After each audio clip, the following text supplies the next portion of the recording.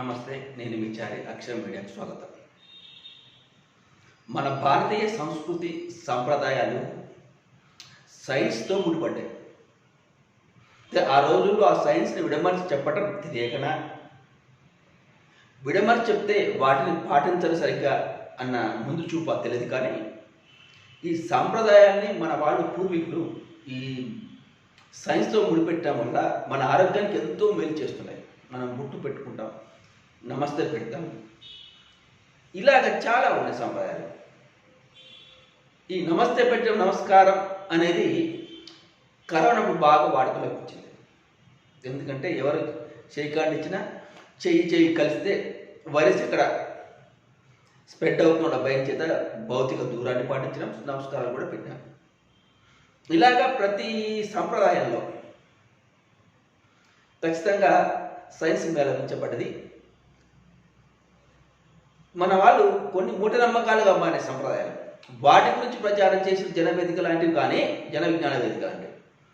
ఈ సైన్స్ దాగి ఉన్న ఈ సంప్రదాయాలు మాత్రం ఇక్కడ ప్రచారం చేయలేదు. కాబట్టి అక్షర మీడియా ఇక్కడ నుంచి రోజుకు ఒకటి, 2 రోజులు అయితే వారానికి ఒకసారి అయినా సరే మన సాంప్రదాయాలు సైన్స్ అనే అంశం మీద ఒక సమాచారం ఇవ్వాలని నిశ్చయించింది.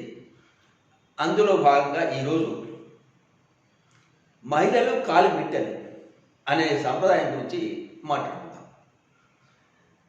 మహిళలు పెళ్ళైన తర్వాత కాలికి మెట్టెలు తొడుగుతాం మనం. అది మేనమామ తోటాలని కొన్ని సంప్రదాయాలు ఉన్నాయి. దాని వేరేది కాక పెళ్ళైన మహిళ ఖచ్చితంగా మెట్టెలు ధరిస్తుంది. అది మనం ఏం చెప్పుకుంటాం, మహిళకు పెళ్ళి అయినట్టే మెట్టెలు కట్టే పెళ్ళి అయినట్లే. కానీ కాదు, ఆ మెట్టెల వెనక రహస్యం ఉంది, ఒక సైన్స్ ఉంది. ఏంటంటే మెట్టెలు ధరించడం వల్ల మనం కాలి బొటన వేలికి 2వ వేలికి తొడుగుతాం. కాళ్ళు మెట్టెలు, అది వెండిదే తొడుగుతాం. వెండి ఎందుకంటే వెండి మంచి మన గ్రాహకం అది. కాబట్టి ఆ వెండి మెట్టెలు తొడుగుతాం. మరి ఆ వెండి మెట్టెలు తొడడం వల్ల ఏం జరుగుతుంది అంటే, మన కాలి బొటన వేలు 2వ వేలికి, బొటన తర్వాత వేలికి మహిళల గర్భాశయానికి ఒక నరం ఉంటుంది, ప్రముఖమైన నరం. అదేవిధంగా గుండెకు కూడా నరం పుడుతుంది. కాలి వేలు నడిచేటప్పుడు భూమికి తగలటం వల్ల ఈ కాలి వేలి మెట్టె ధరించినాం కదా, ఆ వేలు నుంచి ఆ నరానికి రక్త ప్రసరణ అంటే బాగా జరుగుతుంది, క్రమబద్ధీకరించబడుతుంది. తద్వారా గర్భాశయం బలంగా తయారవుతుంది, ఆరోగ్యవంతంగా తయారవుతుంది. ఒకటి, గుండెకు కూడా అది రక్త ప్రసరణ పెంచుతుంది, గుండె ఆరోగ్యంగా ఉంటుంది. అంతేకాకుండా నడిచేటప్పుడు భూమిని తవ్వుతుంది మెట్టె.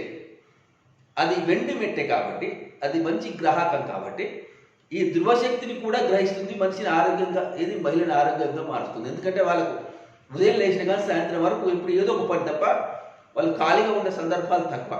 మగాడు బయటికి వెళ్ళి పని చేసి వస్తే, ఆడాలు ఇంట్లో ఉదయం నుంచి లేచిన కానీ సాయంత్రం వరకు ఏదో ఒక పని చేస్తూనే ఉంటారు. కాబట్టి వాళ్ళకి ఆరోగ్యం మీద శ్రద్ధ తక్కువ ఉంటుంది. కాబట్టి ఈ మెట్టె ధరించడం వల్ల పెళ్ళైన మహిళలకు ఈ గర్భాశయం బలంగా తయారు కావడం, ఆరోగ్యవంతంగా మారడం, ప్లస్ గుండెకు కూడా ఇలాంటి రక్తపరిచయం సరిగ్గా జరగటం, ఆరోగ్యవంతంగా తయారు కావడం.